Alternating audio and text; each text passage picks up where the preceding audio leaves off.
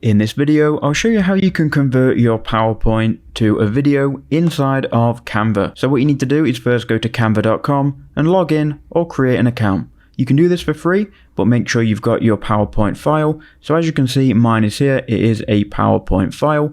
We're going to convert it to a MP4. So to do this, open up Canva and also open up your PowerPoint presentation in another window. And then what you can do is you can just drag it onto the homepage of Canva, and that will upload your PowerPoint to your Canva account. Then once it's uploaded, you will see it in your recent files, or if you go to projects, you should be able to see it here. So here is the PowerPoint. We can then go ahead and click inside it. And as you can see, it is currently a presentation. We'll turn it into a video right now. So go to share in the top right hand corner, then go to download.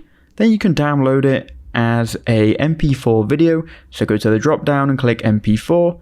Then select all of the pages, click download. That download should then start, and as you can see here, it is now a .mp4 file. And here is that presentation in a video. So that's all you need to do. I hope that quick video helped you out.